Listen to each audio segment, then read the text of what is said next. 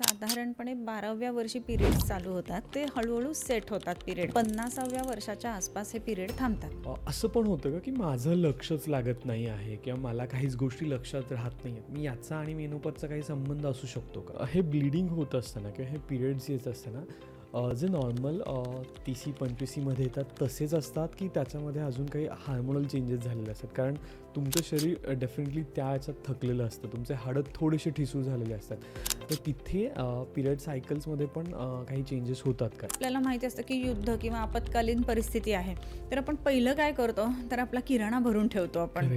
तसं शरीर जे आहे ना, ते पुढे कुठली अनफोर्सिन गोष्ट येईल तर त्याच्यासाठी पहिलं ते फॅट स्टोरेज करायला लागतं. तर लाघवम कर्म सामर्थ्यम दीप्तोग्निर्मेधसक्षयः विभक्त घनगात्रत्वम व्यायामात उपजायते. की 38 नंतरच त्यांना मेनोपॉज स्टार्ट होतं, मग तुम्ही पण असं काही बघताय का? योग्य वेळेला मेनोपॉज येणं आणि लवकर येणं ह्याच्यामध्ये फरक काय आहे? ड्युरिंग द मेनोपॉज फेज काही खाण्यामध्ये बदल करावेत का? हे प्रोटीन प्रोटीन प्रोटीन म्हणून जे लोक आजकाल बघतात, तर वेगवेगळे ते पॅकबंद डबे हे बघण्यापेक्षा ह्या जिवंत वनस्पती आहेत आणि त्याचा जो परिणाम असतो शरीरावरचा त्याचा उत्तम मिळत असतो. मेहुणे आणि मेहुण्यांचे पाहुणे, पण हेच पाहुण्याची माहिती सांगत नाही ती गोराबेज पॉडकास्टवर असतेच असते. नमस्कार मंडळी, मी ऋषिकेश. खरं तर आजचा विषय ना खूप वेगळा आहे आणि हे म्हणण्याचं कारण हे असं आहे की या विषयावर खूपसं बोललं जात नाही. म्हणजे आपण पिरियड्सवर बोलतो आहे, त्याच्यानंतर आपण बाकी पिरियड्समध्ये काय काळजी घ्यायची याच्यावरही बोललं जातं, पण मेनोपॉज या किंवा रजोनिवृत्ती यावर जास्त बोललं जात नाही. किंवा या फेजेसमध्ये काय घडतं, एका स्त्रीच्या शरीरामध्ये एका स्त्रीसाठी काय गोष्टी आजूबाजूला घडल्या गेल्या पाहिजेत आणि तिला कसा सपोर्ट दिला पाहिजे, या सगळ्यावेळेस मला वाटतं खूप कमी बोललं जातं किंवा तो टॉपिक तितका चांगला अवेअर नाही आहे मला असं वाटतं. म्हणूनच आज आपण या विषयावर बोलणार आहोत आणि आज आपल्यासोबत आहेत डॉक्टर गौरी बोरकर. नमस्कार मॅम. नमस्ते. डॉक्टरांबद्दल सांगायचं झालं तर जवळपास गेले 25 वर्ष त्या आयुर्वेदाचार्य म्हणून काम करत आहेत. ठाणे, डोंबिवली, त्याचबरोबर पुण्यासारख्या ठिकाणी त्यांचे क्लिनिक्सही आहेत. त्याचबरोबर मॅडम खूप उत्तम लेखिका आहेत असंही म्हणू शकतो, कारण त्यांचे खूप वेगवेगळे पुस्तकं आहेत. त्याच्यातून टू द पॉईंट समोरच्याला काय हवं आहे ते बोललेलं आहे किंवा ते सांगितलेलं आहे.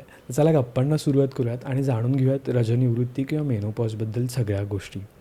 जसं आपण बोललो मॅम की रजोनिवृत्तीबद्दल खरंच खूपसं बोललं जात नाही आणि प्रत्येकाला असं वाटतं की पाळी थांबणं म्हणजेच रजोनिवृत्ती असते, पण तो एक भाग असेल मला वाटतं. बाकी त्याच्या अनुषंगाने काय असतं किंवा जर मेनोपॉजला मी म्हटलं की मेडिकल दृष्टिकोनातून जर बोलायचं झालं तर काय बोलता तुम्ही?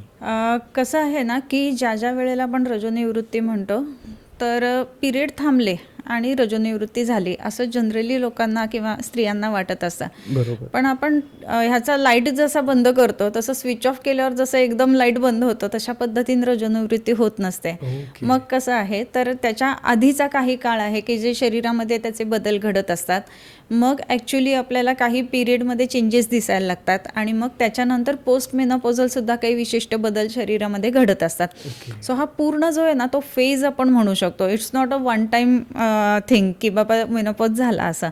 सो हा संपूर्ण फेज किती महिने किती दिवस चालतो असं जर असं बघितलं ना तर साधारणपणे 3 ते 4 वर्ष पिरियडच्या आधी आणि पिरियड्स थांबल्यानंतर साधारणपणे 1.5 ते 2 वर्ष असा एक साधारण 4 ते 6 वर्षांचा हा संपूर्ण काळ असतो आणि ह्याच्यामध्ये जे बदल होतात ते स्टेप बाय स्टेप होत असतात आणि त्या प्रत्येक बदलाला सामोरं त्या स्त्रीला जावं लागतं आणि म्हणूनच रजोनिवृत्ती हा एक महत्त्वाचा विषय आहे की ज्याच्याबद्दल आज आपण बोलणार आहोत. नक्कीच. जसा तुम्ही म्हणाल की थांबायच्या आधी 2 ते 3 वर्षाचा काळ लागतो, मग या स्टेजला आपण आजकाल बोलतो की प्री मेनोपॉज स्टेज. पण मग याच्यामध्ये नेमकं काय काय घडतं, म्हणजे कुठले चेंजेस होतात शरीरामध्ये, कुठले हार्मोनल चेंजेस होतात आणि सगळ्यात महत्त्वाचं स्त्रीच्या मानसिकतेवर काय गोष्टींचा परिणाम होतो? बरोबर. नॉर्मली कसं आहे ना की साधारणपणे 12व्या वर्षी पिरियड्स चालू होतात. सो पिरियड चालू होताना सुद्धा ह्याच पद्धतीनं हळूहळू शरीरात बदल होतात. मग कुठेतरी ऑनसेट ऑफ मेन्सेस असतो आणि मग ते हळूहळू सेट होतात पिरियड. सो साधारण 12व्या वर्षापासून पिरियड चालू झाले की 50व्या वर्षाच्या आसपास हे पिरियड थांबतात. बरोबर. आता 50व्या वर्षाच्या आसपास असं म्हणत असताना 2-3 वर्ष आधी म्हणजे साधारणपणे एक 45-47 वर्षाच्या दरम्यान हे चेंजेस शरीरामध्ये यायला सुरुवात होतात.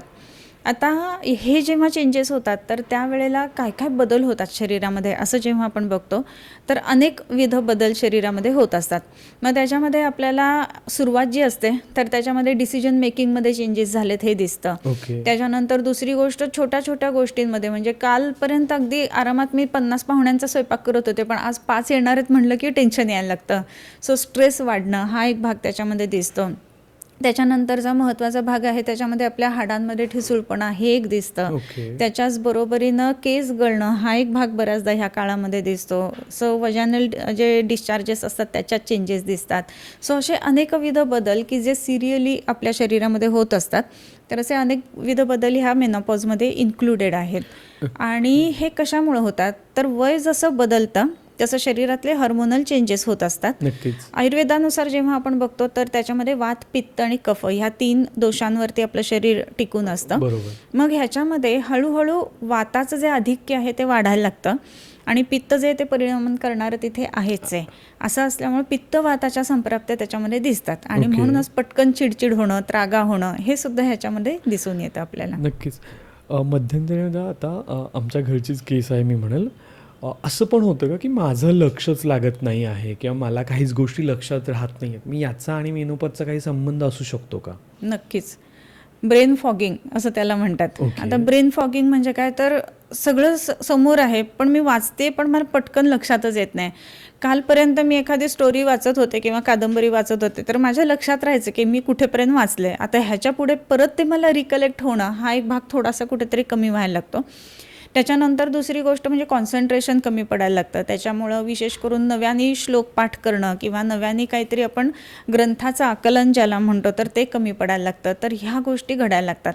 हे का तर शरीरामधले जे हॉर्मोन्स असतात तर ते बदलायला लागतात आपण बोललो. बरोबर. त्याच्यामध्ये विशेष करून इस्ट्रोजनचा हा इम्पॅक्ट आपल्याला दिसत असतो. आणि मग जसं आपण बघतो की शरीरात वात, पित्त आणि कफ त्याच्यानुसार तर वाताचा आधिक्य इथे यायला लागला ना की मग जे कॉन्सन्ट्रेशन आहे एखाद्या गोष्टीतलं तर ते कमी व्हायला लागतं. आणि कॉन्सन्ट्रेशन कमी व्हायला लागल्यामुळं काय होतं की आपण कुठल्याही गोष्टीचा निर्णय घेणं ही गोष्टसुद्धा डिफिकल्ट व्हायला लागते. आणि त्याच्यामुळं ते ब्रेन फॉगिंग असं म्हटलं जातं की मी सगळं करते, माझ्यासमोर भरपूर काम आहे पण मला आता कुठून स्टार्ट करू हेच समजत नाही आहे. असं बरेच जणांचं किंवा होत मला असतं. वाटतं असंही होत असतं की एखादी आई असते ती इतकी परफेक्ट असते, तिला सगळं माहिती असतं हे कुठे कुठे काय काय ठेवलेलं आहे, पण अचानक ती विसरते, अरे मला आता आठवतच नाही नेमकं कुठे काय ठेवलं आहे. ओके. पण मग मेनोपॉज जे आपण म्हणालो की 3 स्टेजेसमध्ये आहे, तर जी मेन स्टेज असते ज्याच्या वेळेस पिरियड सायकल जाणार आहे त्या स्टेजेसमध्ये काय चेंजेस घडतात त्याच्यामध्ये, आणि जसं ते ऑन ऑफ होतं आहे मग ते कसं ऑन ऑफ होतं ते पण समजून सांगितलं आवडेल. नक्कीच. ज्या वेळेला पिरियड जातात तर जसं म्हटलं की एकदम स्विच ऑफ असं होत नाही बरोबर. ते. मग कसं व्हायला पाहिजे आयडियली हा ओके. सुद्धा महत्त्वाचा भाग आहे. नक्कीच. तर 2 पिरियडमधलं अंतर वाढायला पाहिजे हळूहळू. म्हणजे पूर्वी समजा 28 दिवसांची सायकल होती तर 30-32 दिवसांनी पिरियड येतोय, मग हळूहळू 40 दिवसांनी पिरियड येतोय, मग 1 महिन्याआड म्हणजे 60 दिवसांनी पिरियड येतोय, मग 3-1 महिन्यांनी एखादा पिरियड आला, 6 महिन्यांनी आला आणि मग पिरियड थांबले. ओके. हे होत असतानाच जे पिरियडचं ब्लिडिंगचं प्रमाण आहे ना ते सुद्धा कमी व्हायला पाहिजे. हे पूर्वी 4-5 दिवस ब्लिडिंग होत होतं, मग आता 3 दिवस, मग 2 दिवस, मग हळूहळू 1च दिवस स्पॉटिंग होतं आणि थांबतं. ह्या पद्धतीनं जर झालं ना तर शरीरातनं ब्लड लॉस जास्ती होत नाही. नक्कीच. आणि म्हणून हे हार्मोन्स सेट व्हायला सुद्धा मदत होत असते. बरोबर. आणि त्याच्यामुळे शरीराची ताकद पण जास्ती जात नाही ह्याच्यामध्ये. वेरॅज काही पेशंट्समध्ये आपल्याला असं दिसतं की ते म्हणतात की फार जास्त प्रमाणात ब्लिडिंग होतं आहे आणि काय काळजीचं कारण नाही, कारण हे मेनोपॉजचं कारण आहे म्हणून. हां.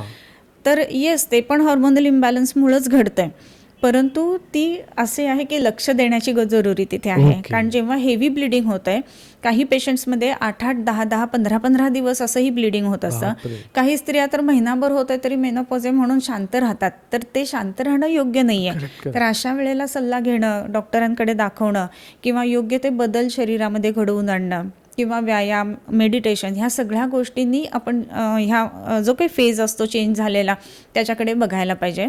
हेवी ब्लिडिंग होऊन जर का पिरियड जायला लागले तर त्याच्यामध्ये ब्लड लॉस होतोय, मग हिमोग्लोबिन कमी होणं, त्याच्याबरोबरीनं मग दम लागणं वगैरे अशा सगळ्या गोष्टी एकात एक घडायला लागतात. ओके. त्याच्या इग्नोर अजिबात करू नये असं एक म्हणणं आहे. नाही, नक्कीच. म्हणजे आपण त्या विषयांमुळे पण बोलणार की काय प्रथम उपचार असावेत किंवा काय व्यायाम आणि काय आहार ते सगळंच बोलणार. पण मला त्याच्या आधी विचारायला आवडेल की हे ब्लिडिंग होत असताना किंवा हे पिरियड्स येत असताना जे नॉर्मल 30-35मध्ये येतात तसेच असतात की त्याच्यामध्ये अजून काही हार्मोनल चेंजेस झालेले असतात? कारण तुमचं शरीर डेफिनेटली त्या याच्यात थकलेलं असतं, तुमचे हाडं थोडेसे ठिसूळ झालेले असतात, तर तिथे पिरियड सायकल्समध्ये पण काही चेंजेस होतात का एक तर? किंवा ओव्हरऑल सगळ्या हार्मोनल्सवर जे चेंजेस होतात त्याने तुमच्या शरीरावर पण काही चेंजेस होतात का? राईट. बेसिकली 2 हॉर्मोन्स आहेत, इस्ट्रोजन आणि प्रोजेस्टेरॉन. बरोबर. मग त्या दोघांचं काही विशिष्ट पद्धतीनं ग्राफिकली ते वाढत असतात. एक स्टेज येते तिथे ड्रॉपडाऊन होतात. मग ते ड्रॉपडाऊन होतात त्यावेळेला एंडोमेट्रियम ब्रेकेज होत असतं आणि मग पिरियड येणं हा भाग त्याच्यामध्ये बरोबर. घडतो. हे नॉर्मली असतं. हम्म. पण जस्ट बिफोर मेन्स म्हणजे मेनोपॉज जेव्हा आपण बघितलं की 3-4 वर्ष अलीकडे हा काळ जातो, त्यामध्ये उलटं आपल्याला दिसतं की जसं मी आत्ता म्हटलं की पिरियड पुढे पुढे जायला पाहिजे, पण साधारण 3 वर्षाच्या आधीचा जो फेज असतो ना त्याच्यामध्ये असं दिसतं की पिरियड थोडे लवकर लवकर येतात. ओके. हे जाणवतं पेशंट्सना. म्हणजे साधारण एक आपण धरू की 50ला मेनोपॉज होणार आहे, हम्म. तर 47च्या दरम्यान ते डिले होत पिरियड अशा पद्धतीनं दिसतात. त्याच्या आधीची जी 2 वर्ष असतात म्हणजे 43, 44, 45 वगैरे, तर त्या दरम्यान म्हणजे नॉर्मली 28 दिवसांची एक सायकल असेल तर 24 दिवसांनी 23 दिवसांनीच पिरियड येतात. लवकर पिरियड येणं ओके. असं एक दिसतं, कारण हे हॉर्मोनल चेंजेस होत असतात. बरोबर. म्हणून ब्लिडिंग मात्र नॉर्मल तेवढेच दिवस होत असतं. आणि मग साधारण 45मध्ये पदार्पण झालं की मग 2 पिरियडमधला हळूहळू अंतर वाढायला लागतं. आणि मग ह्याच्यामध्ये काय करायला पाहिजे आपण, तर त्याच्यामध्ये जसं आत्ता म्हटलं की व्यायाम करणं किंवा आपल्याला स्ट्रेंथ ट्रेनिंग ही गोष्ट खूप महत्त्वाची आहे त्याच्यामध्ये. ओके. की ज्या वेळेला 40+ होतो तर मग एक मॅच्युरिटी आलेली असते त्यावेळेला, की आता काही एक आपण व्यावसायिक किंवा तुमचं जे काही करिअर असेल त्याच्यामध्ये काही अचीव केलेलं असतं. नक्कीच. सो थोडासा सुकून ज्याला म्हणतो ना तेव्हा घ्यायला पाहिजे आणि स्वतःकडे लक्ष त्याच्यामध्ये द्यायला पाहिजे. आता हे बदल जेव्हा दिसायला लागतात की ठीक आहे मी माझ्या बिझनेसमध्ये किंवा मी माझ्या करिअरमध्ये बिझी आहे म्हणून जर लक्ष नाही दिलं गेलं तर पुढे जाऊन जास्त त्याच्यामध्ये हेवी ब्लिडिंग होणं किंवा काही वेळेला आपण इतर गोष्टी जसं फायब्रॉइड्स आहे, ॲडेनोमायसिस आहे, एंडोमेट्रियोसिस आहे, असे चेंजेस आपल्याला बघायला मिळतात. ओके. अशा वेळेला थोडंसं काही गायडेड एक्सरसाइज करणं किंवा योगासनं करणं किंवा त्याच्याचबरोबर प्राणायाम करणं, जसं शीतली शीतकारी ह्या गोष्टी आहेत ते करणं, हे जर का आपण बदल केले ना तर मेनोपॉज जो आहे तो सॉफ्ट होतो. म्हणजे आपण ज्याला सॉफ्ट लँडिंग म्हणतो ना अशी पद्धत त्याच्यामध्ये होत असते. ओके.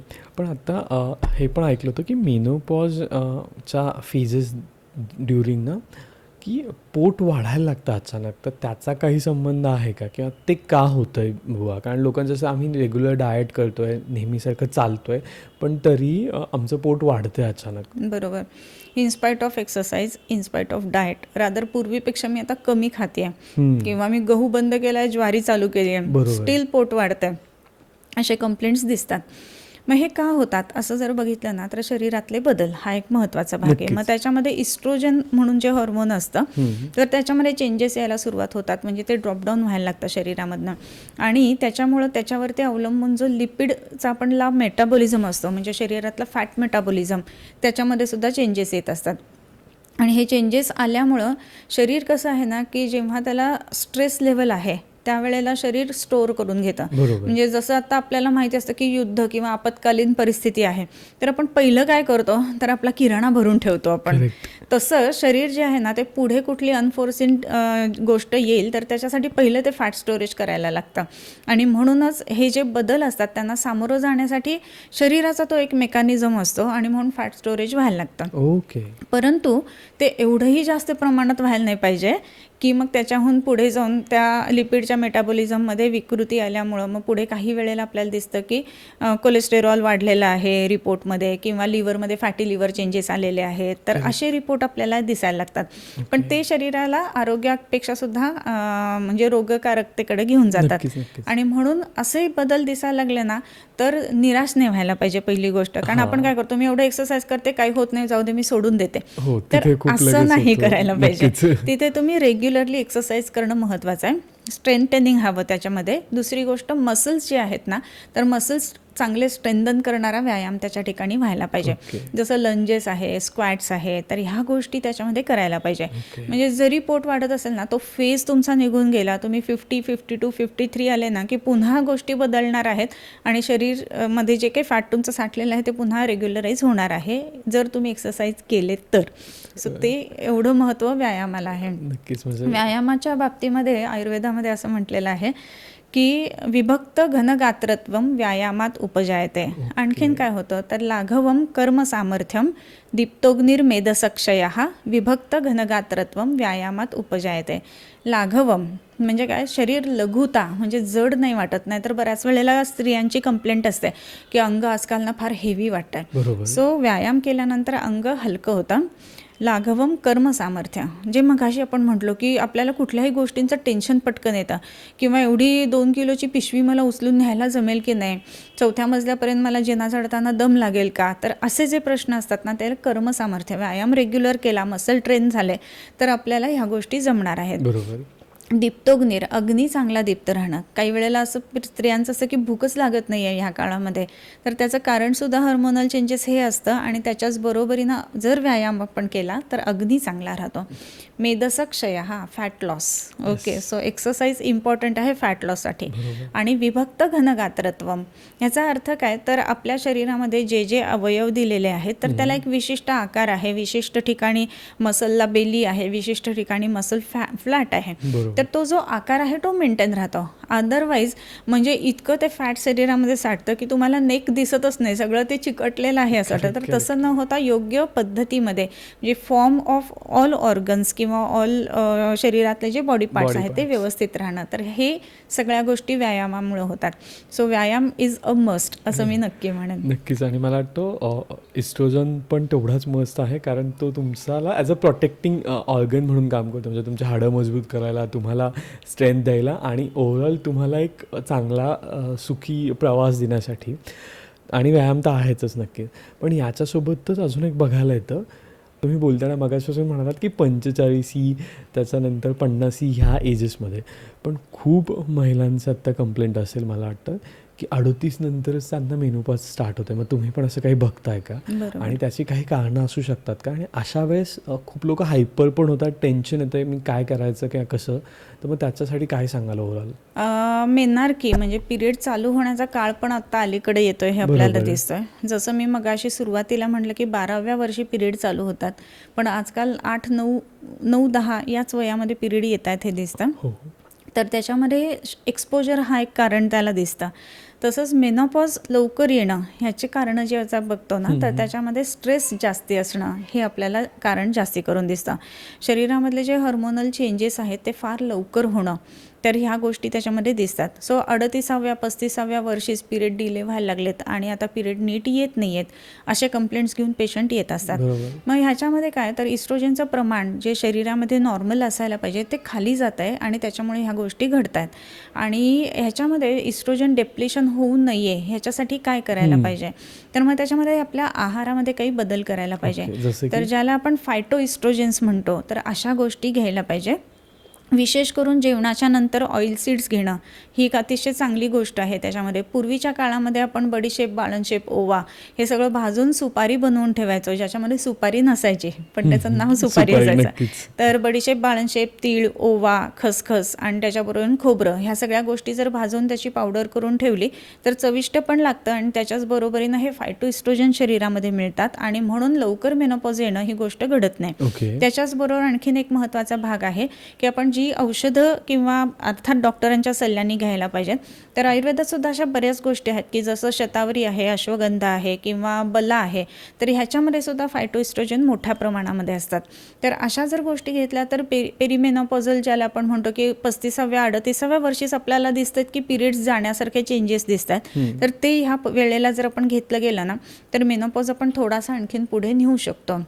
योग्य वेळेला मेनोपॉज येणं आणि लवकर येणं ह्याच्यामध्ये फरक काय आहे, तर इस्ट्रोजन हे आपलं सुरक्षा कवच आहे असं आपण म्हणू.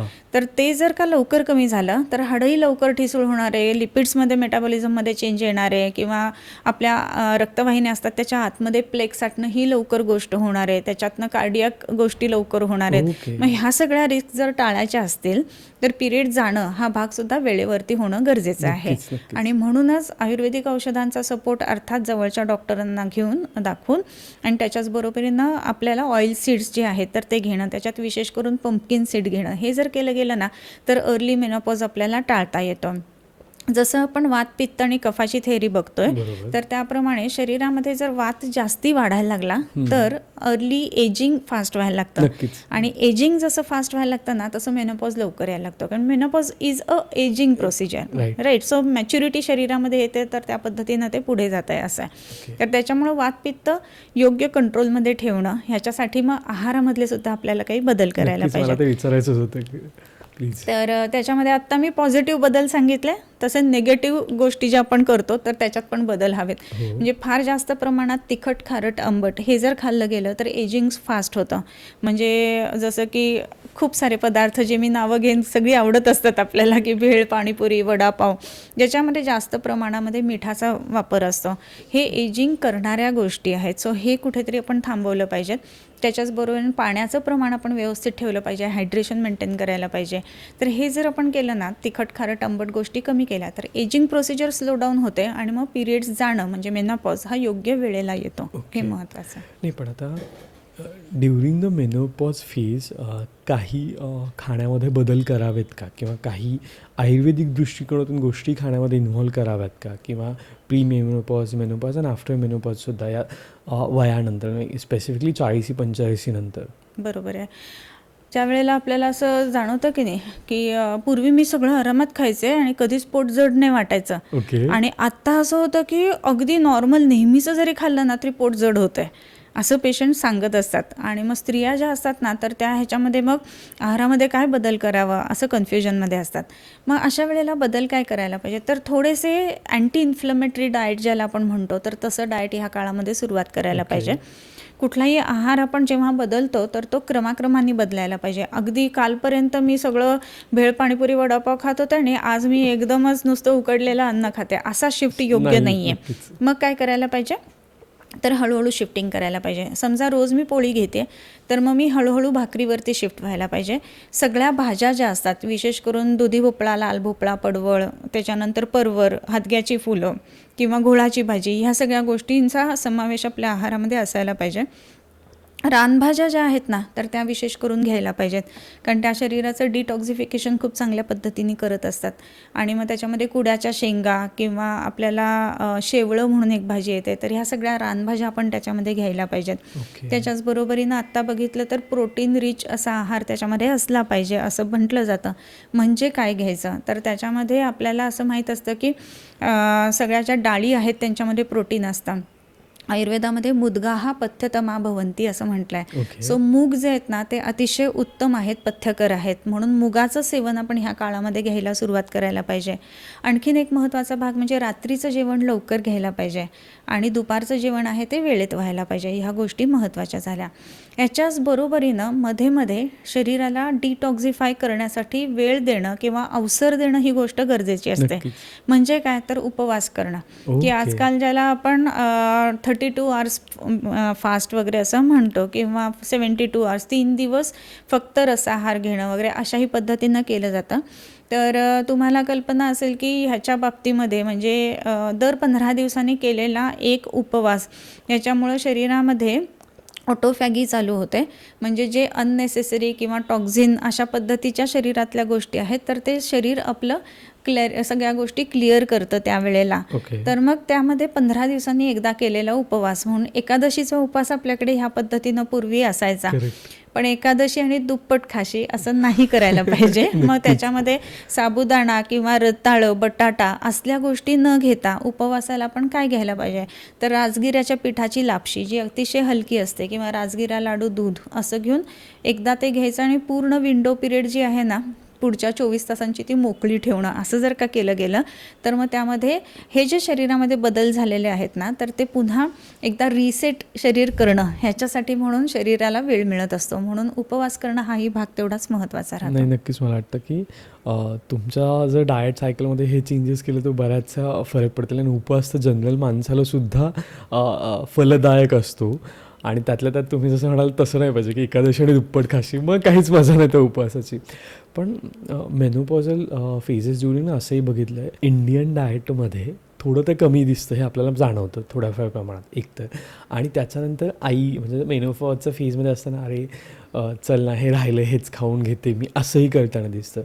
आणि मग अशा व्यक्तींसाठी काही प्रोटीन सप्लिमेंट आयुर्वेदिक आहेत का, किंवा त्यांनी घेतल्या तर कसं होऊ शकतं आणि घेताना कुठली काळजी घेतली पाहिजे? करेक्ट.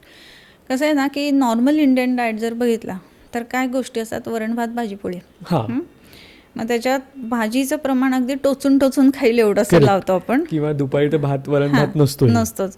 आणि मग त्याच्यामध्ये आपण पोळी, मग त्या 1-2 आणि मग त्याच्याच बरोबर काहीतरी लोणचं पोळी, चटणी पोळी असं घेऊन आपण त्या गोष्टी भागवतो. बरोबर. तर भागवणं हा भाग व्हायला नाही पाहिजे, पहिली महत्त्वाची गोष्ट. नक्कीच. भातामध्ये कार्ब्स जास्ती आहेत, बरोबर आहे, परंतु भातसुद्धा जर का आपण हातसडीचा तांदूळ जर वापरला गेला तर त्याच्यातनं व्हिटॅमिन B12 जास्ती प्रमाणामध्ये मिळतं. तो शिजायला थोडा वेळ लागतो कारण त्याचं हस्क असतं. पण भातसुद्धा शिजवताना आपल्याला ओपन व्हेसल शिजवला पाहिजे, कांजी काढून, म्हणजे मग तो हलका होतो आणि त्याचा ग्लायसेमिक इंडेक्स म्हणजे डायबिटीस होण्याचं जे कारण असतं ते सुद्धा त्याच्यामध्ये कमी व्हायला लागतं. त्याच्यामध्ये मिलेट्सचा वापर हे खूप मोठ्या प्रमाणामध्ये व्हायला हवा, कारण मिलेट्समधनं आपल्याला उत्तम पद्धतीचे प्रोटीनसुद्धा मिळत असतात. बरोबर. सर मिलेट्स जे आहेत ना, तर त्याच्यामध्ये ज्वारी, बाजरी, नाचणी किंवा वरी ह्या सगळ्या गोष्टींचा समावेश होतो. ओके. तर हे वापरत असताना आपण त्याच्यामध्ये हे मिलेट्स आहेत ते सुद्धा किंचित वातकर आहेत असं म्हटलेलं आहे. तर मिलेट्सचा वापर आपण करत असताना त्याच्यामध्ये सुंठ टाकणं किंवा आलं, लसूण, खोबरं ह्या गोष्टी टाकणं हे त्याच्यामध्ये व्हायला पाहिजे. म्हणजे मग ते योग्य पद्धतीनं शरीरामध्ये त्याचं पचन पण होईल आणि त्याच्यातनं वातही शरीरामधला वाढणार नाही. आणखीन एक महत्त्वाचा भाग असा आहे की वरण भातबद्दल आपण बोललो, तर आता येते त्याच्यापुढे भाजी. तर भाजीचं प्रमाण हे जास्ती असायला पाहिजे. खात असताना वेगवेगळ्या भाज्या त्याच्यामध्ये वापरायला पाहिजेत. आणि ह्या भाज्या वापरत असताना ज्या ज्या आपल्याला सीझननुसार अवेलेबल भाज्या असतात त्या आपण त्याच्यामध्ये खायला पाहिजेत. बरोबर. आणि मग चौथा महत्त्वाचा भाग येतो तो म्हणजे डाळ. तर डाळी वेगवेगळ्या बदलून आपण त्याच्यामध्ये वापरायला पाहिजेत, म्हणजे मग योग्य पद्धतीचं प्रोटीन शरीरामध्ये मिळतं. आजकाल त्याच्याबरोबर सोयाबीन, पनीर, टोफू ह्या गोष्टीसुद्धा इन्व्हॉल्ड आहेत. तर भूक योग्य असताना म्हणजे थंडीच्या सीझनमध्ये तुम्ही हे थोडंफार सेवन करू शकता. अर्थातच त्याला पाचन करणाऱ्या गोष्टींचा मसाला लावणं, म्हणजे तमालपत्र, दालचिनी, मिरी ह्या गोष्टी त्याच्यामध्ये ॲड केला तर ते पचतं व्यवस्थित. काही जणांना ह्या गोष्टींची ॲलर्जी पण असते, त्याच्यामुळे ते जपून ह्या गोष्टी घ्यायला पाहिजेत. आणखीन एक महत्त्वाचा भाग म्हणजे डाळी ज्या आपण घेणार आहेत ना, तर त्याच्यामध्ये सालासकटच्या डाळी प्रिफर करायला पाहिजेत. म्हणजे आता मुगाची डाळ मिळते आपल्याला नॉर्मली पिवळी दिसते, पॉलिश. पण सालासकटची जी डाळ असते ती हिरवी असते, म्हणजे बाहेरून हिरवं असतं ते. करेक्ट. तर त्या गोष्टी आपण त्याच्यामध्ये वापरायला पाहिजेत, म्हणजे मग आपल्याला त्याचे संपूर्ण फायदे मिळायला लागतात. त्याच्याच बरोबरीने वरण भात भाजी पोळी झाले की पूर्वीच्या काळात आणखीन 2 गोष्टी असायच्या, चटणी आणि कोशिंबीर, की ज्या आजकाल आपण विसरलेलो आहोत. तर कोशिंबिरी जी आहेत तर त्याच्यातनं आपल्याला सलाड्स म्हणजे ह्या गोष्टी मिळत असतात. सो काही गोष्टी कच्च्या खाणं हे सुद्धा शरीराच्या दृष्टीने आवश्यक आहे. तर कोशिंबिरी घेणं आणि चटण्या ज्या आहेत ना, तर त्याच्यामध्ये विशेष करून तिळाची चटणी. तिळाच्या चटणीमध्ये खूप मोठ्या प्रमाणामध्ये फायटोइस्ट्रोजेन्स असतात. त्याच्याच बरोबरीनं शेंगदाण्याची चटणी, त्याच्याच बरोबरीनं कारळा जे असतात ना त्याची चटणी आणि जवसाची चटणी.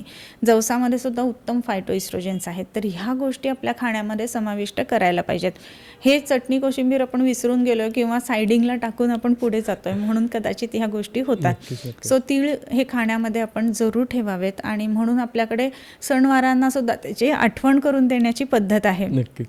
जसं की आपल्याला तिळगुळ संक्रांतीमध्ये आपल्याला खावा, मग त्या निमित्ताने का होईना आपल्या ते पोटात जात असतं आणि मग आपल्या शरीराचं रिज्युनेशन चांगल्या पद्धतीनं होत असतं. सलायवावर पण काही परिणाम होतात, त्याच्यानंतर तोंडामध्ये खूप ॲलर्जी आल्यासारखं होतं किंवा शरीरावर खूप ॲलर्जी येते, रॅशेस येतात किंवा घामाचं असे पोळे जमल्यासारखं होतं. तर मग असं काही तुम्ही ऑब्झर्व करता का, आणि हे का होतं एकतर, आणि असं असेल तर काही प्रथम उपचार आपण करू शकतो का? राईट. ज्या वेळेला तोंडामध्ये सारखं आग झाल्यासारखं होतं आहे, गरम होतं आहे किंवा तोंड आल्यासारखं वाटतं आहे किंवा जिभेला फोड येत आहेत, तर हे बऱ्याच पेशंट्समध्ये दिसून येतं. आता ह्याचा आपल्याला मेनोपॉजशी काहीच संबंध नाही असं वाटत असतं, पण इस्ट्रोजन डिप्लिशन झाल्यानंतर ह्या गोष्टी घडतात. सो शरीराचं जे नॅचरल प्रोटेक्टिव्ह कव्हर ज्याला आपण म्हणतो, तर ह्या गोष्टी तिथे येतात. आयुर्वेदानुसार जेव्हा आपण बघतो त्यामध्ये रजोनिवृत्ती असं म्हटलं जातं मेनोपॉजला. सो रज म्हणजे काय, तर शरीरातला जो धातू घटक की जो ड्युरिंग मेन्स्ट्रुएशन बाहेर पडतोय त्याला रज असं म्हटलं जातं. आणि ते कशापासून बनतं, तर रसापासून बनतं. ओके. सो आयुर्वेदामध्ये 7 धातू सांगितलेले आहेत: रस, रक्त, मांस, मेद, अस्थि, मज्जा आणि शुक्र. तर रस जे आहे तर रसापासून हे रज बनत असतं. तर जसं जसं 40शी जवळ यायला लागते तर तसं हे रसाचं यापन म्हणजे त्याला जो पोषण मिळत असतं ना ते हळूहळू कमी व्हायला लागतं. ओके. आणि ते कमी झाल्यानंतर रसधातू विकृती किंवा रसधातू दुष्टी असं दिसतं आणि रजामध्ये आपल्याला चेंजेस दिसायला लागतात. आणि हे जे रसधातू आहे ना तेच शरीरातल्या मुख्य म्हणजे आपल्या तोंडाच्या आतमध्ये जो म्युकोझा आहे तर त्याच्याशी रिलेटेड असतं. शरीरामधला आपधातू हा रसधातूवरती अवलंबून आहे. आपधातू म्हणजे पाण्याचं प्रमाण. ओके. आणि त्याच्यामुळं तोंड सुकलंय असं वाटणं किंवा तोंडामध्ये सारखे हॉट फ्लशेस येणं किंवा तोंडामध्ये फोड येणं की ज्याला आपण मुखपाक म्हणतो, ह्या गोष्टीसुद्धा त्याच्यामध्ये दिसतात. ओके. मग करायला काय पाहिजे हा. ह्याच्यासाठी? तर एक साधी गोष्ट की आपल्याकडे बऱ्याच वेळेला घरामध्ये तवकील नावाचा एक पदार्थ असतो ओके. किंवा आपल्या किराणामध्ये सुद्धा मिळतो. तर त्याची खीर बनवून घेतली जाते. त्याने ते मुखपाक खूप चांगल्या पद्धतीने कमी येतात. दुसरा एक महत्त्वाचा भाग आहे की जाई म्हणजे जात्यादी असं म्हटलं जातं त्याला. आम्ही तेलाला ते वेगवेगळ्या हे करून बनवतो. तर जाईचं जे फूल असतं ना तर त्या जाईच्या फुलाची जी पानं असतात तर त्या पानं जे आहेत ती त्या तोंडामध्ये लावणं, त्याची चटणी करून बारीक करून असं जरी केलं तरी ते तोंडात येणारे जे फोड आहेत तर ते कमी यायला मदत होत असते. शरीरामधले पित्तवात वाढल्यामुळे ह्या गोष्टी होत असतात आणि म्हणून विशेष करून मौक्तिक कामदुधा अशा ज्या गोष्टी आहेत ना त्याच्यामध्ये उपयोगी राहत असतात. मग कामदुधा बारीक करून तिथे नुसती लावली तरीसुद्धा ते चांगल्या पद्धतीनं कमी येत असतं. तर ह्या पद्धतीनं तोंडामधले जे बदल आहेत ना ते सुद्धा बिकॉज ऑफ मेनोपॉज होत आहेत हे एक पहिलं लक्षात घ्यायला पाहिजे आणि मग त्याप्रमाणे त्याच्यावरती उपचार करायला पाहिजे. आणि घामाबद्दल काय सांगा, कारण तो हा एक महत्त्वाचा विषय आहे. कसं आहे की आता सगळ्या स्त्रिया ज्या आहेत तर त्या ऑफिस किंवा त्यांच्या कॉर्पोरेट किंवा जे काही व्यवसाय असेल तिथे जात असतात. त्यामुळे स्वतःला प्रेझेंटेबल ठेवणं हा एक खूप महत्त्वाचा भाग असतो. आणि ॲज आय सेड की 40-42च्या जवळपास जेव्हा येतात तेव्हा तुम्ही काही गोष्टी तुमचे गोल्स अचीव केलेले असतात, एका पोझिशनला असता आणि मग तिथे लोक तुमच्याकडे बघतात ना तर त्यावेळेला you should always be presentable. असं असताना जर मग तिथे घाम आला, एकदम घामाच्या धारा आल्या, तसं झाल्यामुळे एक्सेसिव्ह स्वेटिंग जेव्हा होतं तर त्यावेळेला मग त्या घामाचा वास पण यायला लागतो. पित्तवात शरीरामध्ये बदललेले असतात. शरीरातलं पित्त विकृत झालं ना की विशेष करून स्वेटिंगला वास येतो. ही गोष्ट एक महत्त्वाची आहे. मॉडर्न प्रमाणे आपण बघतो तर इस्ट्रोजन डिप्लिशनमुळे ह्या गोष्टी घडतात. हॉट फ्लशेस टिपिकली म्हटलं जातं. तर त्याच्यामध्ये एखादी स्त्री अशी बसलेली आहे आणि सगळं व्यवस्थित चालू आहे आणि अचानक खूप जास्त स्वेटिंग व्हायला लागतं तिला आणि त्या स्वेट झाल्यानंतर मग पंखा लावला की पुढच्या 15व्या मिनिटाला म्हणतो किती थंडी वाजते, पंखा बंद कर. सो हा जो टेम्परेचर डिफरन्सेस आहेत ना शरीरामधले हे बऱ्याच वेळेला बिकॉज ऑफ मेनोपॉज होत असतात. मग अशा वेळेला करायचं काय? कारण प्रेझेंटेबल तर राहायचं आहे. हॉट फ्लशेस आणि स्वेटिंग तर होणार आहे. विशेष करून स्वेट ग्लँड्स जे असतात ना त्याच्यातल्या काही केमिकल्समध्ये पण चेंजेस येतात आणि म्हणून ह्या वयामध्ये येणाऱ्या घामाला विशेष करून वास असतो. तर मग आता काय करायचं? किंवा टिपिकली आर्मपिट्सच्या खाली ओलं होणं वगैरे अशा गोष्टी असतात. आयुर्वेदामध्ये उद्वर्तन नावाचा एक संकल्पना आहे. म्हणजेच काय तर आपल्या संपूर्ण शरीराला एक विशिष्ट औषधांचं उठणं लावणं, तर ह्याला उद्वर्तन असं म्हटलं जातं. त्याच्यामुळं काय होतं की आपल्या शरीरावरची जी पोर्स असतात ज्याच्यातनं घाम बाहेर पडत असतो तर ते व्यवस्थित ओपन होतात आणि त्यामुळे ते ब्लॉक होत नाहीत. त्याच्यामुळे कुठेही इन्फेक्शन त्याच्यामध्ये त्या स्वेट ग्लँड्समध्ये बसत नाही. त्याच्यामुळे योग्य पद्धतीचं पाण्याचं प्रमाण त्याच्यामध्ये होत असतं किंवा पाणी किंवा स्वेटमधनं बाहेर पडत असतं. तर उद्वर्तन रेग्युलर करायला पाहिजे. त्याच्यानंतर वेगवेगळ्या सुगंधी गोष्टी वापरणं ही गोष्ट व्हायला पाहिजे. पूर्वीच्या काळात किंवा आताही विशेष करून साऊथ इंडियामध्ये आपण बघतो की भरपूर गजरे लावून स्त्रिया येत असतात. सो हे जे आहे ना ते फूल जे आहे त्याला सुमन असा एक शब्द वापरला जातो. आपण सुमन असं म्हणतो. पुष्प, सुमन त्याचे सिनोनिम्स. सुमन म्हणजे मनाला आनंद देणारं, म्हणजे मन सु करणारं, सु म्हणजे चांगलं करणारं. सो सौमनस्य जनन असा शब्द आयुर्वेदामध्ये वापरलेला आहे. तर ही वेगवेगळी फुलं धारण करणं गजऱ्याच्या स्वरूपामध्ये वगैरे. मग आता काही ठिकाणी समजा हे तुम्हाला पॉसिबल नाही आहे तर सेम फुलांचे आजकाल डिओज वगैरे मिळतात तर त्या गोष्टी वापरू शकतो. फक्त त्याच्यात केमिकल्स कोणत्या आहेत, काय आहेत, तुम्हाला ते जमता येत नाही हे सुद्धा बघणं महत्त्वाचं आहे. तर त्याच्यामध्ये काही विशिष्ट आयुर्वेदिक ज्याला आपण हे म्हणतो ॲप्लिकेशन पावडर्स जे म्हणतो, जसं चंदन आहे, वाळा आहे किंवा शठी म्हणून एक आहे. तर ह्या गोष्टी बाहेर पडताना तुम्ही जस्ट अगदी कानाच्या पाठीमागे वगैरे असं जर लावून निघालात तरी तुम्हाला स्वतःलाही तो उत्तम सुगंध येईल आणि इतरांनाही त्याचा चांगला परिणाम दिसेल तुम्हाला. सो ह्या स्वेटिंगसाठी या गोष्टी आपण नक्कीच करू शकतो. हायजीन मेंटेन ठेवणं हे महत्त्वाचं आहेच आहे. So you can take bath 2 times a day ह्या काळामध्ये, म्हणजे मग आणखीन जास्त योग्य पद्धतीनं शरीर मेंटेन राहील. आता हे झालं आहारामध्ये. तर काही गोष्टी ज्या असतात ना, तर आहार आणि औषधीच्या बॉर्डरवरती असतात. बरोबर. जसं की हळद आपल्याला माहिती आहे, तर ती always been on the border of औषध आणि आहार, कारण आहारातला इन्ग्रेडियंट म्हणून ती आहे. बरोबर. आणि औषधांमध्ये सुद्धा हळद उत्तम काम करते, की जी फॅट मेटाबॉलिझमसाठी काम करत असते. येस. सो अशा पद्धतीचं शतावरी, अश्वगंधा ह्या गोष्टी जे आहेत ना, त्याच्यामध्ये सुद्धा उत्तम प्रमाणामध्ये प्रोटीन असतात. हे प्रोटीन प्रोटीन प्रोटीन म्हणूनच जे लोक आजकाल बघतात, Correct. तर वेगवेगळे ते पॅकबंद डबे हे बघण्यापेक्षा ह्या जिवंत वनस्पती आहेत आणि त्याचा जो परिणाम असतो शरीरावरचा त्याचा उत्तम मिळत असतो.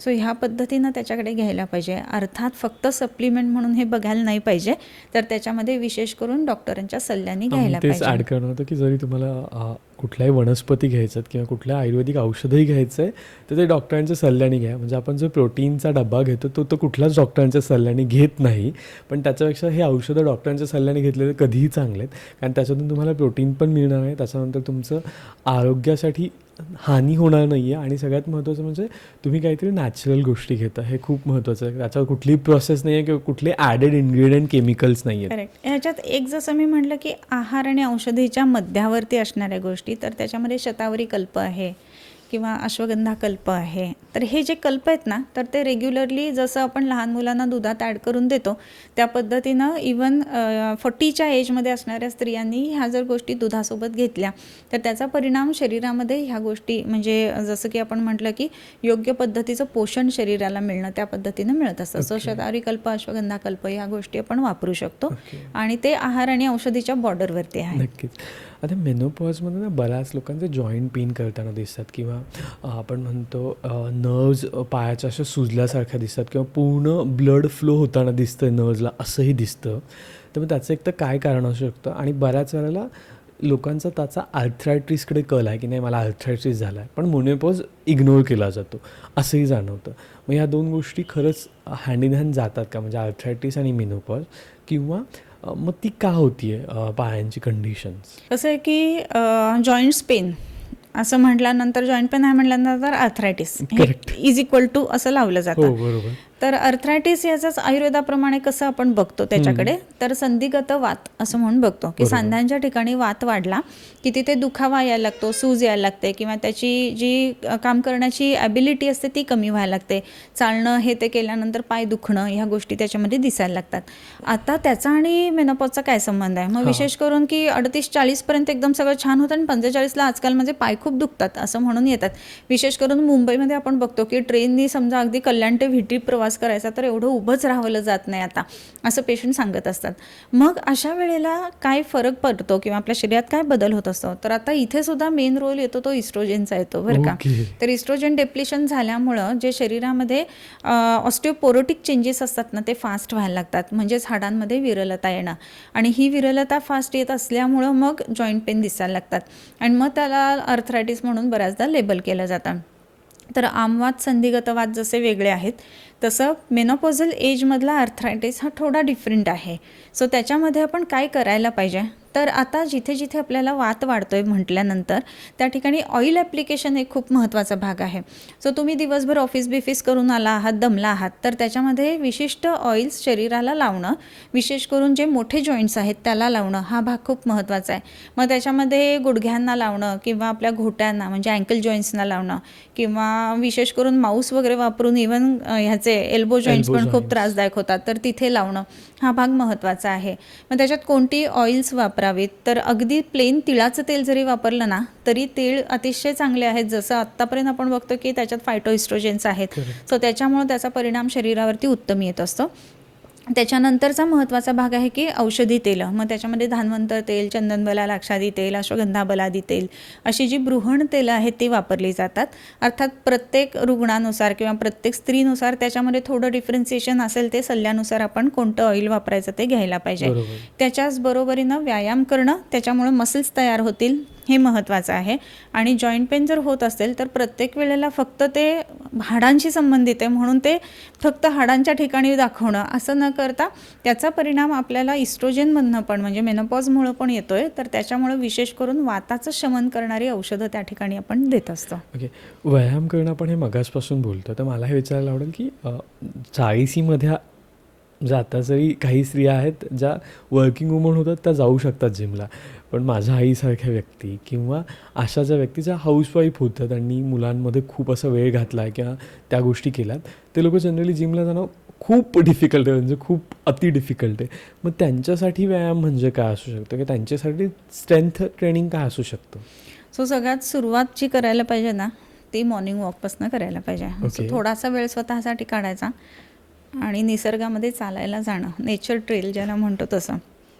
शरीरामध्ये आपण मगासपासून बोलतो आहे की हॉर्मोनल चेंजेस होतात. सो 2 पद्धतीचे हॉर्मोन्स असतात. तर त्याच्यामध्ये एक तर हॅपी हॉर्मोन्स आहेत आणि दुसरे म्हणजे स्ट्रेस हॉर्मोन्स आहेत. ओके.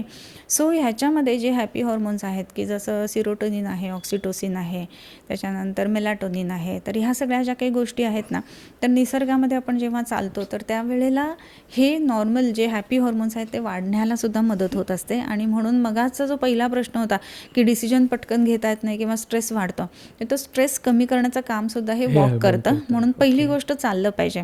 दुसरा महत्त्वाचा भाग जो आहे ना त्याच्यामध्ये सूक्ष्म व्यायाम म्हणून असतात की ज्याच्यामध्ये प्रत्येक जॉईंटचे मुवमेंट्स त्याच्यामध्ये होत असतात. सो तो आपण करायला सुरुवात करायला पाहिजे. मग ते तुम्ही अगदी घरीसुद्धा करू शकता. त्याच्यानंतरचा जो व्यायाम आहे ते योगासनं. योगासनं नेहमीच आपल्याला आपण बघतो की सकाळच्या वेळेला पहाटे लवकर उठून करावीत किंवा अगदी नाहीतर 4 वाजता 5 वाजता करावीत की जेव्हा तुमचं जेवण 12-12:30ला झालेलं आहे. असं जेव्हा आपण करतो ना तर त्यावेळेला आपण आपल्या नैसर्गिक जे घड्याळ आहे ज्याला सर्कॅडिक क्लॉक म्हणतो तर त्याच्याशी आपण ॲनालॉगस होत असतो. आणि जेवढं आपण निसर्गाला ॲनालॉगस होऊ ना तेवढं आपलं शरीर चांगलं राहत असतं. तर त्या दृष्टीने म्हणून हे योगासनं करणं आणि त्याच्याच बरोबरीनं सूर्यनमस्कार करणं हा एक भाग खूप महत्त्वाचा आहे. सूर्यनमस्कार म्हणत असताना आपल्याला वाटतं की सूर्याची आराधना आहे. तर सूर्यनमस्कार ॲटलीस्ट सूर्य असताना घातले जातात, राईट. सो सूर्य उगवताना आयडियली म्हणजे तुम्ही लवकरही उठताय आणि लवकर उठल्यानंतर तुमचं सर्कॅडिक क्लॉकसुद्धा पुन्हा एकदा ते रिसेट होतं आहे. आणि त्याच्याच बरोबरीनं तुम्ही उगवत्या सूर्याकडे जेव्हा बघून सूर्यनमस्कार घालताय त्यावेळेला एक स्ट्रेंथ येते, ऊर्जा येते, स्फूर्ती येते. आणि मग मनामध्ये असणारे जी काही थोडीशी निगेटिव्हिटी असते, स्ट्रेस असतो किंवा हे हॉर्मोनल चेंजेस ॲक्सेप्ट होत नाही बॉडीला, तर त्या गोष्टींमुळं सुद्धा जे स्ट्रेस असतात ना ते हळूहळू कमी व्हायला लागतात. आणि म्हणून ह्या पद्धतीचा व्यायाम निश्चितच करायला पाहिजे.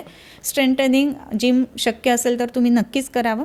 त्याच्याच बरोबरीनं काही विशिष्ट योगासनं की जसं भद्रासन आहे तर ज्याला पेल्विक ओपनिंग योगासनं आपण म्हणतो तर ती करायला पाहिजेत की त्याच्यामध्ये मग इमोशन्स आपले बाहेर पडून जातात. ह्या काळामध्ये कसं असतं ना की एम्प्टीनेस सिंड्रोम असं एक बोललं जातं. म्हणजे काय तर मुलं मोठी झालेली असतात, ती त्यांच्या कामाला लागलेली असतात, कदाचित शिक्षणासाठी बाहेरच्या देशात गेलेली असतात. मग दोघंच परत नवरा बायको घरी असतात. आणि ज्या मुलांसाठी जसं तुम्ही म्हटलात की जे पूर्ण गुरफटलेले असतात त्या मुलांसाठी त्यांनी पूर्ण आयुष्य दिलेलं असतं आणि ती मुलं अचानक गेल्यानंतर जी पोकळी निर्माण होते त्यातनं आता मी करू काय हा जो प्रश्न येतो आणि मग निगेटिव्हिटी यायला लागते, माझ्या आयुष्याला काय अर्थ आहे असं जे वाटायला लागतं. ते जर आपल्याला पुन्हा एकदा नॉर्मल करायचं असेल त्याच्यामध्ये योगासनांचा खूप मोठा रोल येतो. पण आता सूर्यनमस्कारमध्ये मला विचारायला आवडेल, तुम्ही बोललात की सूर्य असताना करायचं, सिटीमध्ये फ्लॅट सिस्टममध्ये तो दिसत नाही पहिलं तर. त्याच्यानंतर बऱ्याच लोकांचं असतं की मला जॉईंट पेन आहेत किंवा ऑलरेडी बॉडी स्टिफ वाटते तर मी सूर्यनमस्कार घालू का, किंवा 2च माझ्याच्याने घातले जात आहेत, 4च माझ्याच्याने घातले जात आहेत, तर मग काय फायदा. या सगळ्या एक्सक्युजेसला तुम्ही डॉक्टर म्हणून कसं सांगता किंवा कसं बघता? करेक्ट. कसं आहे ना की एखाद्या डॉक्टरकडे एखाद्या पेशंटला जायचं असेल तर तो म्हणेल की नाही नाही डॉक्टरकडे जायचं आहे ना तर मी एकदम पहिले व्यवस्थित हायजेनिक होतो, निरोगी होतो आणि मग डॉक्टरकडे जातो असं म्हणण्यासारखं आहे ते. म्हणजे मी आधी छान होतो आणि मग योगासनं किंवा सूर्यनमस्कार घालतो, तर तसं नाही होणार आहे ते. तुम्ही तिथे गेल्यानंतर जसं डॉक्टरांशी तुमचं भेट बोलणं किंवा योग्य लाईफस्टाईल ह्याचे सल्ले झाल्यावर ते आपण हळूहळू नॉर्मल होणार आहे. तशीच गोष्ट आयुर्वेदाच्या बाबतीमध्ये किंवा योगासनांच्या बाबतीत दिसते. तुम्ही आधी नीट व्हा आणि मग या असं नाही आहे. तुम्ही घालायला लागा मग तुम्ही हळूहळू नीट व्हायला लागाल. ओके. मग आता खूप महत्त्वाचं हां तर ती लाईफस्टाईल जी आहे ना ती अडॅप्ट करणं हळूहळू हा भाग महत्त्वाचा आहे. मग फ्लॅटमध्ये सूर्य दिसत नाही हा एक मुद्दा, पण निदान पूर्व दिशा कुठे आहे ते तरी आपल्याला माहीत असतं तर त्या दिशेला आपण घालू शकतो. कसं आहे का एक पूर्ण खोली आहे अंधार भरलेली आणि तिथे तुम्ही एक पणती जरी लावली तरी ती पूर्ण खोलीला प्रकाशमान करते. नक्कीच नक्कीच. तसा सूर्य जो आहे तो पूर्ण त्रैलोक्याला प्रकाशमान करतोय, पूर्ण पृथ्वी आणि जे आपलं सोलार सिस्टम आहे त्याला प्रकाश देतोय. सो त्याच्या नजरेतून कुठलीच गोष्ट सुटत नाही आहे. तर तुम्हाला तो दिसत नाही आहे कारण मध्ये अडथळा आहे कुठल्या तरी गोष्टीचा, पण तो तुमच्याकडे बघतोय हे लक्षात ठेवायला पाहिजे. आणि म्हणून हे एक्सक्यूज नाही आहे की आज सूर्य दिसला नाही म्हणून मी घातले नाही सूर्यनमस्कार, असं नाही करायला हे पाहिजे. खूपच सुंदर आहे की त्याच्या किरणांमुळे आपल्याकडे प्रकाश होतो, हे जर आपल्याला माहिती तर त्याची किरण आपल्यावर पडतात, आपण घातलेच पाहिजे. म्हणजे हे एक्सक्यूज अजिबात नसू शकतं. नक्कीच. आणि मला वाटतं ते खूप तुम्ही मार्मिक भाषेत सांगितलं, म्हणजे ते तुम्हाला तर पटलंच पाहिजे. आणि प्लीज तुम्ही नसेल करत तर मला वाटतं 1 पासून सुरुवात करा. आज 1, 8 दिवस 1 घालूयात, त्याच्यानंतर 3 दिवस 2 घालूयात, परत 5 दिवस 3 घालूयात आणि मग 12-13कडे जाऊयात. असं काही नाही आहे की डॉक्टर हे सांगत नाहीत की एकाच दिवशी 108 घाला. नक्कीच करेक्ट नाहीये. आहे. व्यायाम जो आहे ना तो यथाशक्ती असाच करायला पाहिजे आणि तो हळूहळू निरंतर करायला पाहिजे. सो जसं जसं आपल्याला ती फायनल पोझिशन सुरुवातीला कोणालाच रीच करता येत नसते. आपण कोणाकडे बघून घालतो. समजा माझे कोणी योगा टीचर आहेत, मी त्यांच्याकडे बघून योगासनं करते, पण योगा टीचर गेले 12 वर्ष ती साधना करतात किंवा 20 वर्ष ती साधना करतात आणि मी आज आली आहे, माझा पहिला दुसरा दिवस आहे, तर ते 12 वर्षात त्यांनी जे साध्य केलं आहे ते मला दुसऱ्या दिवशी कसं होईल, नाहीच होणार आहे. सो मलाही काही वेळ तर लागणार आहे फायनल पोझिशन रीच करायला. सो ती पोझिशन येईपर्यंत यथाशक्ती आणि निरंतर अशा पद्धतीनं व्यायाम व्हायला पाहिजे. नक्कीच. आता याच्यामध्ये मला अजून एक महत्त्वाचा मुद्दा विचारायचा आहे की मेनोपॉजमध्ये तुम्ही मागाशी बोललात की चिडचिड होते, इमोशन्स वेगळ्या येत आहेत. मग अशा वेळेस ॲज अ फॅमिली मेंबर किंवा as a son or a daughter म्हणून मी कसं बघितलं पाहिजे त्या व्यक्तीकडे आणि कसं सपोर्ट केला पाहिजे? कारण जनरली पिरियडबद्दलच आपल्याकडे खूप लेट सांगितलं जातं, तर मेनोपॉजबद्दल सांगणं मला वाटतं खूप नाहीच आहे. किंवा मुलंही इतकी त्यांच्या आयुष्यात हे असतात, करिअर करायचं, जॉब करायचं, हे ते करायचं आहे, पण आईची चिडचिड होती हेच जाणवतं आहे. मग अशा वेळेस कसं वागलं पाहिजे किंवा ते कसं संभाषण झालं पाहिजे? करेक्ट. हा प्रश्नच का उद्भवला आहे हे पहिल्यांदा हो, सांगते नक्कीच. की आपल्या न्यूक्लिअर फॅमिलीज झाल्यात म्हणून. पूर्वीच्या काळामध्ये कसं असायचं की घरामध्ये 3-4 तरी स्त्रिया असायच्या, हो. जाऊ एकमेकींच्या किंवा नणंद भाऊजय असं सगळेजण. आणि हक्काचं ठिकाण म्हणजे त्यांचं स्वयंपाकघर असायचं. तिथे जनरली पुरुष यायचे नाहीत, फारशी एंट्री नसायची त्यांना. आणि मग तिथे असे सगळे जे फेमिनाईन टॉक्स असायचे ते व्हायचे. आणि मग मलाही असंच होतं, मग तू हे घे, मग ह्याने बरं वाटतं, मग मला ह्या वैद्यांनी हे सांगितलं आहे, मग तू हे करून बघ, अशा टॉक्स त्या ठिकाणी व्हायचे. मग आता काय झालं की हळूहळू सगळ्यांची घरं सेपरेट होत गेली आणि आता न्यूक्लिअर फॅमिलीज आहेत. बरोबर. त्याच्यामध्ये आई बाबा आणि 2 मुलं किंवा 1 मुलगा 1 मुलगी कोण असेल ते. मग तेही शिक्षणाच्या निमित्ताने मोठे झालेले असतात, त्यांचं करिअर वगैरे ते बघत असतात. आणि मग अशा वेळेला नवरासुद्धा जसं आहे तर ह्या 40, 42, 45 तोही त्या स्टेजला आल्यानंतर एका पोझिशनला आलेला असतो, त्याचा कामाचा लोड वाढलेला असतो. आणि हे सगळ्या ह्याच्यामध्ये ती जी स्त्री आहे ती जर वर्किंग असेल किंवा नॉन वर्किंग आहे, घरी आहे, गृहिणी उलट सगळ्यात जास्त वर्किंग म्हणून मी ती असेल, तर अशा ज्या आहेत ना तर त्यांना शेअरिंगच नाही मिळत तिथे कुठे. कारण हजबंड बिझी आहे, नवरा बिझी आहे, आणि मग ह्या वेळेला शेअर करणार तर कुणाशी करणार? मग फ्रेंड्स, फॅमिलीज किंवा तुमची बहीण भाऊ जे कोण असेल तिथे तुम्ही ट्राय करता फोन करून. पण फोन करून ज्या गोष्टी तुम्ही शेअर करता ठीक आहे, म्हणजे करावं, नाही असं मी नाही म्हणणार, पण तिथे एक पर्सनल टच नाही राहत. करेक्ट. तिथे आल्यानंतर जस्ट कोणी पाठीवरनं तुमच्या हात फिरवला, बहीण तुमची घरी आले आणि काही नको गं, काळजी करू, होतंय नीट, असं म्हटल्यानंतरचा जो दिलासा आहे ना तर तो महत्त्वाचा आहे. सो इथे जलम आश्वासने श्रेष्ठम किंवा स्पर्श चिकित्सा ज्याला म्हणतो ना ती महत्त्वाची राहते. तर त्यावेळेला मग घरच्यांनी कसं वागलं पाहिजे असा प्रश्न आहे. तर प्रत्येकजण आपापल्या सर्कलमध्ये, म्हणजे एका मोठ्या सर्कलमधले छोटे सर्कल असतात हे, तर असं असताना ते सर्कल थोडंसं भेदायला पाहिजे असं मी म्हणेन. आणि मग जर अशी चिडचिड होते, रागा होत आहे ना, तर अगदी सिमिलर म्हणजे छोट्या छोट्या गोष्टी करायला पाहिजेत की बस आई, हे घे पाणी, ओके, जलम आश्वासने. पाणी प्यायल्यानंतर थॉट प्रोसेस किंवा शेअरिंग जे आहे किंवा लिसनिंग कपॅसिटीज वाढायला लागतात. आणि अगं तू अशी नाही आहेस, तू का चिडचिड करतेस, एवढा एक प्रश्न साधा विचारावा, किंवा तुला बरं वाटतंय ना, एवढा प्रश्नाने सुद्धा बरं वाटत असतं. काही अगदी काही खूप मोठं करायची आवश्यकता नसते. फॅमिलीमध्ये संवाद असायला पाहिजे ह्या काळामध्ये. त्याच्याच बरोबरीनं छोट्या छोट्या गोष्टी सेलिब्रेट करायला शिकलं पाहिजे. याच्यामुळं काय होत असतं, तर जे मगाशी आपण म्हटलो हॅपी हॉर्मोन्स, की जसं सिरोटोनिन किंवा हे आहे मेलाटोनिन किंवा ऑक्सिटोसिन, तर ह्या गोष्टी त्याच्यातनं सिक्रीट होत असतात शरीरामध्ये. पाठीवरती हात देणं, हात किंवा हातात धरणं, ह्या सगळ्या गोष्टींनी विशेष करून ऑक्सिटोसिन, म्हणजे ज्याला आपण स्पर्शातनं जी चिकित्सा म्हणतो, तर तशा गोष्टी त्याच्यामध्ये होत असतात. आणि मग हे हॉर्मोन्स म्हणजे हॅपी हॉर्मोन्स जेव्हा वाढायला लागतात, त्यावेळेला कॉर्टिसॉलसारखे निगेटिव्ह हॉर्मोन्स आपोआप कमी व्हायला लागतात. सो हे एक महत्त्वाचं आहे. ह्या काळामध्ये घरातल्यांची वागणूक जी आहे, प्रत्येकजण चुकतो असं काही माझं म्हणणं नाही, कारण तो नक्कीच. त्याच्या छोट्या सर्कलमध्ये असतो. फक्त त्यांनी सर्कल भेदून समोरच्याकडे बघायला पाहिजे. आणि ह्या काळामध्ये मग स्त्रीने सुद्धा थोडासा स्वतःहून अंतर्मुख होऊन सुद्धा विचार करायला पाहिजे. म्हणजे मी काय असं नाही म्हणत आहे तिला सेंटरला ठेवा आणि सगळ्यांनी खूप गुडी वागा, असं नाही होऊ शकणार. मग तिने विचार करायला पाहिजे, येस माझ्यामध्ये काहीतरी बदल घडतात, पण I should accept those changes. आणि मग मी ह्याला सामोरं कसं जाऊ, मग मी ह्याच्यामध्ये आता हे प्रॉब्लेम आहे, तर मी त्याचं सोल्युशन कसं बघू. ह्या पद्धतीनं सोल्युशन ओरिएंटेड जर थिंकिंग केलं ना, तर मग ती स्वतःमध्ये पण बदल करायला लागते आणि मग घरचे सुद्धा त्याला सपोर्ट करायला लागतात. असं झालं की मग त्यातनं सेफली ते सेफ लँडिंग म्हणतो ना, तसं मेनोपॉजमध्ये व्हायला नक्कीच. लागतं. आणि मला वाटतं त्या फीजबद्दलही सांगितलं गेलं पाहिजे. म्हणजे आता जर नाही आहेत घरात खूप साऱ्या स्त्रिया, तर ठीक आहे ना, मुलांना, मुलीला किंवा मिस्टरांना आश्वासन घेऊन सांगितलं पाहिजे की असं काहीतरी घडतं आहे माझ्यासोबत.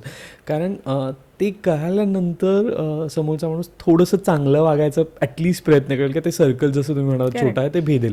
सांगितलंच नाही आणि फक्त समोरच्याने समजून घ्या ही जर अपेक्षा असेल, तर मला वाटतं ते शक्य नाही आजच्या ह्याच्यामध्ये तरी. छोटे छोटे सेलिब्रेशन त्याच्यासाठी महत्त्वाचे आहेत. सो जसं आपण म्हटलं की हॅपी हॉर्मोन्स, तर त्याच्यामध्ये सिरोटोनिन वगैरे हे जे आहे ना, तर हे छोट्या म्हणजे वाह काय मस्त स्वयंपाक झाला आहे, एवढं जरी म्हणलं ना तरी आईला ते भरपूर असतं. नक्कीच. सो हे ॲप्रिसिएशन मिळालं पाहिजे. बऱ्याच वेळेला गृहिणींना ॲप्रिसिएशन मिळत नाही, तर ते ॲप्रिशिएट व्हायला पाहिजे. किंवा वाढदिवस आहे सेलिब्रेट करायला पाहिजे, किंवा मुलाचं काहीतरी चांगलं सेलिब्रेशन आहे किंवा त्याला 10वी-12वीत छान मार्क मिळाले, ते सेलिब्रेट करायला पाहिजे.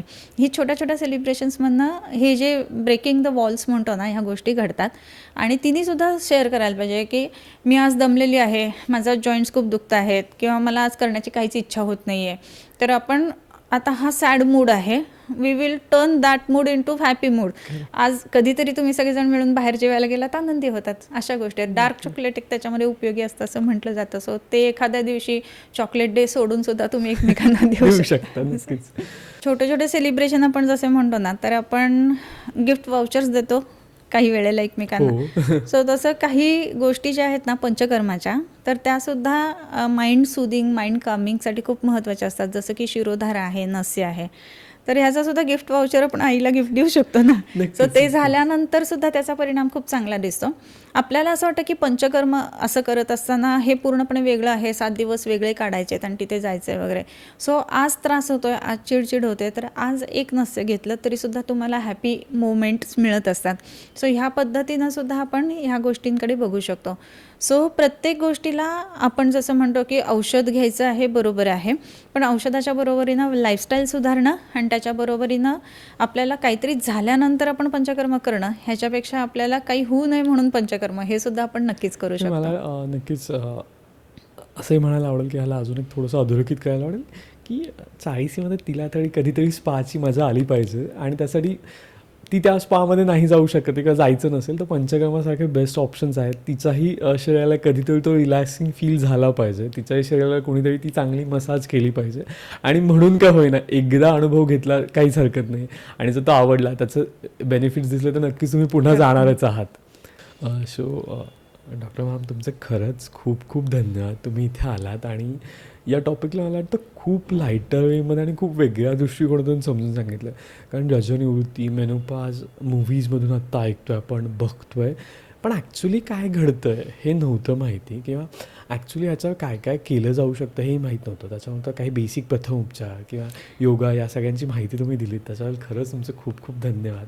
घेऊयात आपण त्याचा तुमचं खूप खूप मदर्स डेच्या निमित्ताने हा एपिसोड आपण पोस्ट केला आहे. काल परवाच मदर्स डे झालेला आहे, मला माहिती आहे, पण आपल्या आईसाठी काहीतरी वेगळं किंवा आपल्या आईसाठी काही गोष्टी जाणून आपण घेतल्या पाहिजेत या वयात, असं मला नक्कीच वाटतं. म्हणून हा एपिसोड आहे. तुम्हाला कसा वाटला ते कमेंटमध्ये सांगा. त्याचबरोबर तुमच्या आई, मावशी, बहीण, काकू यांच्यासोबत शेअर करायला विसरू नका. आणि एक लाईक आणि इथे सबस्क्राईबचं बटन आहे कुठेतरी, ते नक्कीच दाबा. धन्यवाद.